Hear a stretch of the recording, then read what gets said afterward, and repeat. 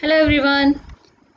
Last lecture में हमने effect of substituents on basicity of aromatic amine के बारे में पढ़ा था और आप लोगों को मैं याद दिला दूं, मैंने पिछले लेक्चर में एक कमेंट किया हुआ है नीचे कमेंट बॉक्स में, उसको एक बार जाके देखें, हो सकता है वो आपके काम का हो। राइट। अच्छा, तो इस लेक्चर में हम लोग शुरू करते हैं synthetic use of aryl diazonium salt. तो आपके सिलेबस में ये टॉपिक लिखा हुआ है synthetic use of aryl diazonium salt. ठीक है, तो बहुत ज़्यादा ईरान और तुरान नहीं पढ़ेंगे इसमें, हम सिर्फ सिंथेटिक यूज पढ़ेंगे, वो ही अपने आप में बहुत ज़्यादा है। ठीक है, तो सिंथेटिक यूज का मतलब हो गया है कि एराइल डाइजोनियम सॉल्ट को कहाँ कहाँ यूज किया जाता है सिंथेटिकली। राइट। आइजोनियम सॉल्ट, एराइल डाइजोनियम सॉल्ट की हम कौन कौन सी रिएक्शन कराएं, उसकी कौन कौन सी रिएक्शंस कराएं जिससे कि हम सिंथेसाइज कर पाएं कुछ और कंपाउंड्स को, तो वो आ जाते हैं सिंथेटिक यूज। ठीक है, फॉर एग्जांपल हमें क्लोरोबेंजीन बनाना है, ब्रोमोबेंजीन सैन में रिएक्शन करानी है, और बहुत सारे ऐसी चीज़ें हैं, बेंजीन बनाना है या फिर फिनॉल्स बनाने हैं। तो अगर हमें कुछ रिएक्शंस पुरानी याद हो फिनॉल की, तो हम देखेंगे कि हमने एक रिएक्शन में देखा था कि कैसे कपलिंग से फिनॉल बन रहा था। ठीक है, अमीन भी बन रहा था तो भी कैसे डाइजोनियम सॉल्ट से अमीन बन रहा था।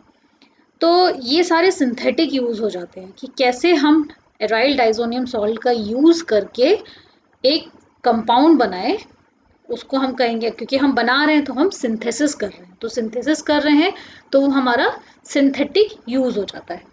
ठीक है, तो इस टॉपिक को मैंने इसीलिए इतना एलैबोरेट करके बताया आपको, जिससे कि आपको पता चले कि एग्जैक्टली इस टॉपिक के अंदर हमें लिखना क्या है।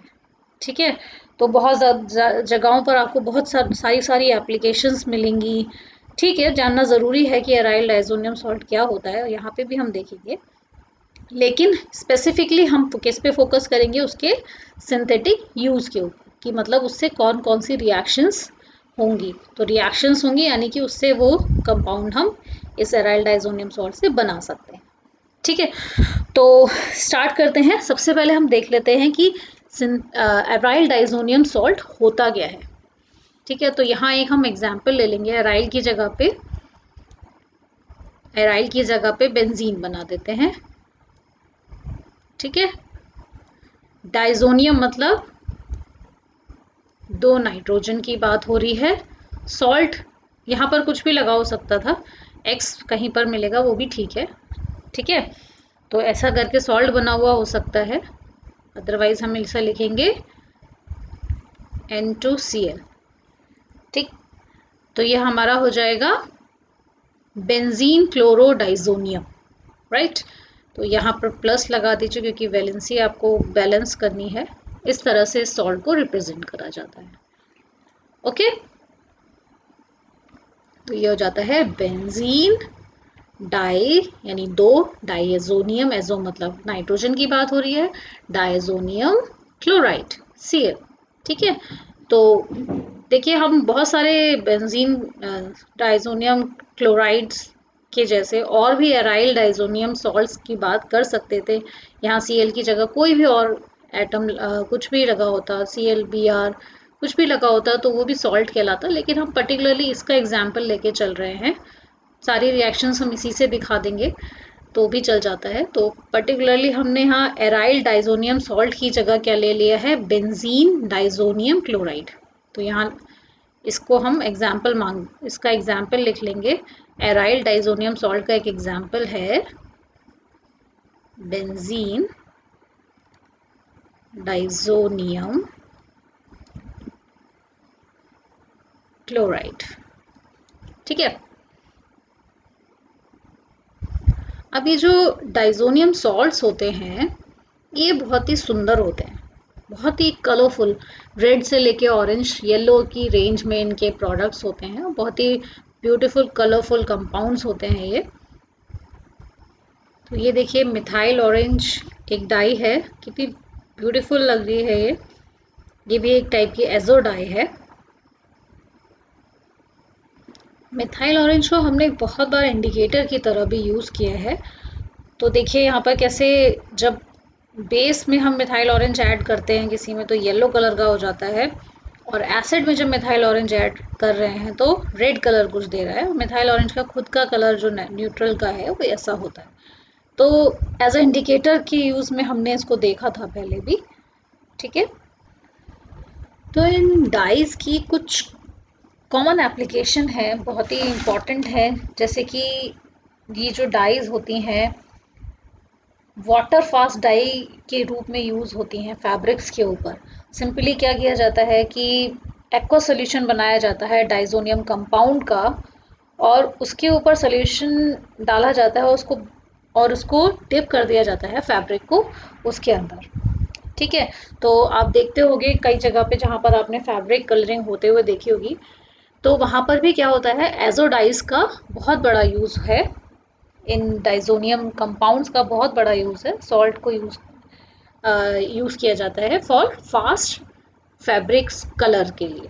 खूब प्यारे प्यारे कलर्स जो आपको फैब्रिक्स के ऊपर दिखते हैं कॉटन्स में एंड अदर चीज़ों में, तो वो इन डाइज का ही कमाल होता है। दूसरा एक बहुत ही इम्पॉर्टेंट रोल ये प्ले करते हैं इन पिगमेंट इंडस्ट्री। ठीक है, और कहीं पे भी अभी आपने देखा इंडिकेटर की तरह भी यूज़ हो रहा है, तो जहाँ भी कलर का फंडा आ रहा है वो डाइज का बहुत बढ़िया यूज़ होता है वहाँ पे। और तो ये कुछ कॉमन सी चीज़ें हैं। इसकी सेंसिटिविटी लाइट के लिए ज़्यादा होती है, तो ये अल्ट्रा वायलेट लाइट में ब्रेक डाउन हो जाते हैं बहुत जल्दी से।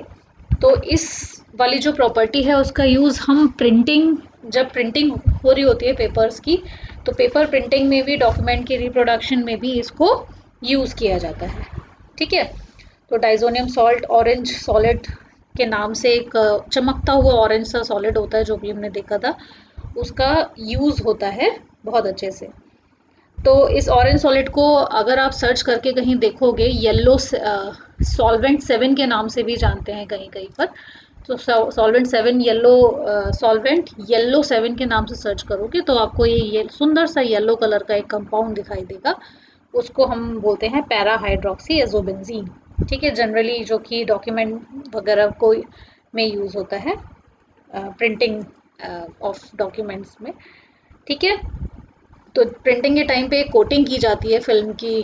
अ, उसके बाद क्या होता है, उसमें जो उसकी प्रॉपर्टी होती है ब्रेक डाउन होने की डाइजोनियम सॉल्ट के लाइट की वजह से, सेंसिटिविटी की वजह से, तो वॉयलेट लाइट उस पर डाली जाती है। और आपने देखा होगा चमकता हुआ जो थीसिस होती हैं या बुक्स होती हैं उनके ऊपर चमकता हुआ आपको एम्बॉस करा हुआ कुछ लिखा हुआ, प्रिंट करा हुआ छपा हुआ दिखाई देता है, तो वो सारा इन्हीं एजोडाइज का कमाल होता है। ठीक है, तो ये तो इसके बहुत ही कॉमन वाले यूज़ हो गए, जर्नल यूज़ हो गए। अब हम बढ़ते हैं इसके सिंथेटिक यूज़ की तरफ, जो कि हमारा सबसे आज का इम्पॉर्टेंट टॉपिक है। तो सबसे पहला सिंथेटिक यूज़ है बेंजीन बनाने के लिए, यानी एरीन्स बनाने के। एरीन का बनाने का मतलब हुआ कि ये जो N2X है या फिर N2Cl कहेंगे इसको, इसका रिप्लेस हो जाना बाय हाइड्रोजन एटम। यहाँ देखिए हाइड्रोजन से रिप्लेस हो गया। ठीक है, तो on reduction of diazonium salt with hypophosphorous acid gives Areen. ठीक है, तो ये पहला यूज हो गया।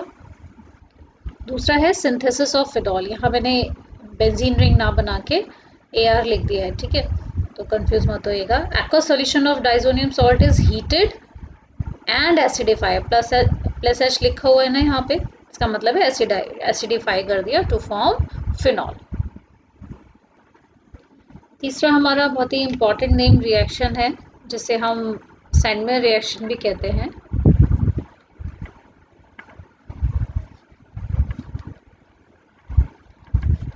ठीक है, तो सैंडलर रिएक्शन में क्या होता है, on reaction of diazonium salt with cuprous chloride या क्यूप्रस ब्रोमाइड या क्यूप्रस साइनाइड।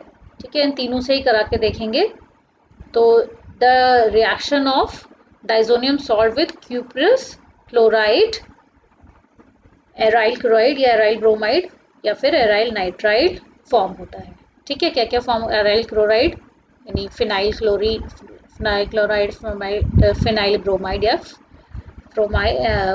एराइल नाइट्राइल या फिर बेंजीन नाइट्राइल फॉर्म होता है और इस रिएक्शन को हम कहते हैं सैंडमेयर रिएक्शन। ठीक है, इंपॉर्टेंट नेम रिएक्शन है क्योंकि ये देखो यहाँ पर हमें एक यहाँ पर एक लिखा हुआ नहीं है, यहाँ एक एसिड की भी हमें ज़रूरत पड़ती है। ठीक है, अगर कॉपर क्लोराइड लिया है तो साथ में HCl ले लेंगे। ठीक है, अगर कॉपर ब्रोमाइड लिया है तो साथ में HBr ले लेंगे और उसके बाद इस टाइप की रिएक्शन ये हो जाती है। ठीक, नेक्स्ट हमारा है फॉर्मेशन ऑफ एराइल फ्लोराइड। ये देखिए एराइल फ्लोराइड बन रहा है यहाँ पर। इसमें क्या होता है, diazonium salt is treated with fluoroboric acid HBF4 to give aryl fluoride और इस रिएक्शन को कहते हैं शिमन रिएक्शन। लिख लेते हैं यहाँ पे कौन सी रिएक्शन है ये, शिमन रिएक्शन। एक्चुअली सैंडमेयर रिएक्शन से ये नहीं बन पाता। ऊपर जो हमने रिएक्शन ये लिखी हुई थी सैंडमेयर रिएक्शन, तो यहाँ से देखिए क्लोरोब्रोमो का तो लगभग सेम रिएक्शंस होती हैं सारी, लेकिन फ्लोराइड और आयोडाइड के केस में थोड़ा डिफरेंट हो जाता है। तो इस रिएक्शन ये रिएक्शन शिमन रिएक्शन के द्वारा प्रोसीड होती है। ठीक है, क्योंकि अगर हम नॉर्मली, हमें याद होगा कि हमने बोला था कि अगर फ्लोरिनेशन कराना है हमें तो क्या होगा, मल्टीपल जगहों पे लग जाएगा फ्लोरीन जाके, अगर डायरेक्ट ऐसे रिएक्शन कराएंगे। तो हम इस डाइजोनियम सॉल्ट का सहारा लेते हैं एक पर्टिकुलर जगह पे फ्लोरीन लगाने के लिए। ठीक है, तो वहाँ अगर हम याद होगा तो मैंने कहा था कि ये रिएक्शन हम यहाँ डिस्कस नहीं कर रहे हैं, तो वो यही रिएक्शन थी कि इस हम सॉल्ट का यूज़ कर रहे हैं, डाइजोनियम सॉल्ट का यूज़ करते हैं और उसका फ्लोरिनेशन कराते हैं। ठीक है, तो यहाँ फॉर्मेशन ऑफ एराइल फ्लोराइड हमारा सक्सेसफुल हो जाता है और इसमें सिर्फ देखिए एक ही पोजीशन पे जाके फ्लोरीन लगा है। अब देखिए next reaction, next synthetic application है इसकी डाइजोनियम सॉल्ट की। क्या बना रहे हैं हम यहाँ पर, एराइल आयोडाइड, जो कि नॉर्मल हमारा आयोडिनेशन जिसका पॉसिबल नहीं था, उसमें हम क्या करा रहे हैं, आयोडाइज करा रहे हैं, इसे एराइल आयोडाइड बना रहे हैं। ठीक है, डाइजोनियम सॉल्ट की हेल्प से। तो aqueous solution of diazonium salt is heated with excess of potassium iodide, aryl iodide is formed. Next हमारा है formation of thiophenols on the reaction of diazonium salt with potassium hydrosulfide. This is potassium hydrosulfide. It will give thiophenol. ठीक है, थायो मतलब जहाँ पर SH लग जाता है। ठीक है, S जहाँ पर भी सल्फर आ जाता है वो ग्रुप थायो करके उसमें ज़रूर कहीं पर भी मेंशन होगा। तो ये हो गया हमारा थायोफेनॉल। ठीक है, तो थायो ग्रुप लगा हुआ है यहाँ पे, तो थायोफेनॉल हो गया। नेक्स्ट है हमारा फॉर्मेशन ऑफ ईथर्स। देखिए यहाँ पर ईथर बना हुआ है ना, एक ग्रुप ये लगा है, एक ऑक्सीजन बीच में और एक ग्रुप ये लगा हुआ है, तो इसे ईथर बोलेंगे। तो फॉर्मेशन ऑफ ईथर होता है, diazonium salts are reacted with alcohol and give alkoxy benzene. इसको क्या बोल सकते हैं हम, अल्कोक्सी बेंजीन, और इसका नाम होता है एनिसो। ठीक है, या फिर इसको कह सकते हैं मिथॉक्सी बेंजीन, मिथॉक्सी बेंजीन। ठीक है, तो यहाँ पर हमारा हो गया formation of ether with the help of this अपना हमारा जो चल रहा था डाइजोनियम सॉल्ट। तो हमने देखा यहाँ पर कितना सारी चीज़ें हमने देखी इस डाइजोनियम सॉल्ट से बनाई हैं। ठीक है, कितनी सारी रिएक्शंस हमने देखी डाइजोनियम सॉल्ट जो कि कर रहा है। ठीक, तो ये तो इसके वो सिंथेटिक यूज थे जिनमें ये जो N2Cl ग्रुप था पूरी तरीके से हट जा रहा था और इसकी जगह पर कुछ और लग जा रहा था। ठीक है, अब हम कुछ वो रिएक्शंस देख लेते हैं जिसमें ये N2 ग्रुप है, N एटम जो है वो रिटेन रहेगा इस बेंजीन रिंग के ऊपर और उससे आके कुछ जुड़ जाएगा। ठीक है, तो इस टाइप की रिएक्शन को कपलिंग रिएक्शन भी कहते हैं। देख लेते हैं, उसके 2-3 रिएक्शन है। तो एक रिएक्शन लिख लेंगे इसको, रिडक्शन टू एराइल हाइड्रोजीन्स। क्या होता है when reduction of aryl diazonium salt in the presence of sodium bisulphite carried out, it forms phenyl hydrogen. ठीक है, और this phenyl hydrogen is used as reagent in identification of carbonyl compounds and sugar. याद करिएगा, sugar के जब test हम लोग करते थे लास्ट सेमेस्टर में बायोकेमिस्ट्री के अंदर, तो उसमें हमने फिनाइल हाइड्रोजन भी पढ़ा था for the identification of sugars. ठीक है, तो उसका एक यूज हो जाता है। बड़ी ही सुंदर रिएक्शन होती है डायज़ो कपलिंग रिएक्शन, जो कि इस बेंजीन डाइजोनियम क्लोराइड या फिर आपका ये जो एजो डाइजोनियम सॉल्ट है, इसका यूज़ होता है। इसमें क्या होता है, डाइजोनियम सॉल्ट्स को रिएक्ट कराते हैं फिनॉल से और डाइएल्कीन्स बन जाते हैं, डाइएल्काइल एनिलीन्स बन जाते हैं और बहुत ही कलरफुल कंपाउंड्स बनते हैं जिन्हें हम एजो कंपाउंड भी कहते हैं। इसका एक एग्जांपल देख लेते हैं। तो ये एक एक एग्जांपल देख लेते हैं। एक बार हमने फिनॉल के साथ रिएक्ट कराएंगे, ठीक है, और दूसरी बार हम कराएंगे डाइएल्काइल एनिलीन। डाइएल्काइल मतलब दो एल्काइल ग्रुप लगे हैं तो डाइएल्काइल एनिलीन। तो फिनॉल के साथ जब हमने रिएक्ट कराया तो एक कंपाउंड ये बना, देखो इसमें नाइट्रोजन एटम क्या है, रिटेन है, वहीं का वहीं है। ठीक है, लगा हुआ है N2, ये दोनों N2 लगे हुए हैं, रिटेन है, और यहाँ से आके फिनॉल अटैच हो गया। तो ये क्या हो गया हमारा, पैरा हाइड्रोक्सी एजोबेंजीन लिख लेंगे इसको। एक मिनट, इसको इसी कलर से लिखते हैं जिस कलर का ये होता है, पैरा हाइड्रोक्सी एजोबेंजीन, और इसे हम बोलते हैं ऑरेंज सॉलिड। ठीक है, जब हमने फिनॉल से रिएक्ट कराया तो हमारा बना orange solid, para hydroxy azobenzene. अब हम जब डाई एल्काइल एनिलीन से रिएक्ट करा रहे हैं तो हमारा बन रहा है यहाँ पर NN डाइमिथाइल एजोबेंजीन।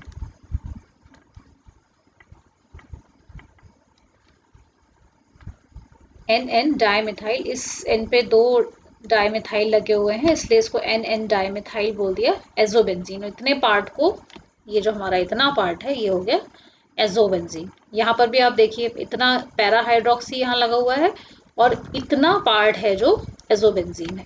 ठीक है, तो कहीं पर भी अगर ऐसा बना हुआ है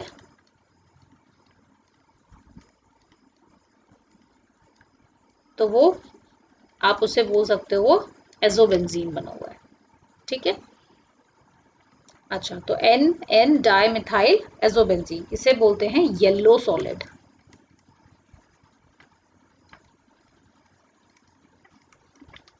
ठीक है, तो ये बहुत ही इंटरेस्टिंग सा कपलिंग रिएक्शन है, डायज़ो कपलिंग रिएक्शन कहलाती है ये। और जो लास्ट है हमारी 10th नंबर पर, वो है रिएक्शन विद अमीन्स।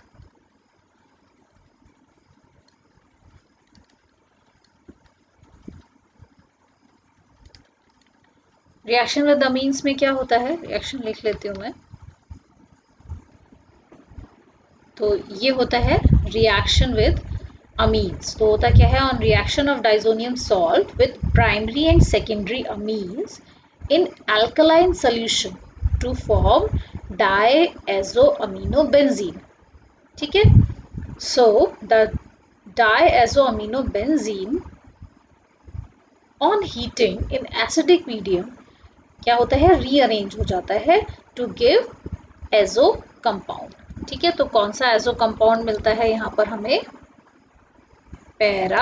अब यहाँ हम लिख लेंगे, अमीनो है ना और पैरा पोजीशन पर लिखा है, तो पैरा क्या हो जाएगा, पैरा अमीनो एजोबेंजीन। ये भी कुछ कुछ डार्क ऑरेंज कलर का होता है। ठीक है, तो कलर्ड कंपाउंड होता है।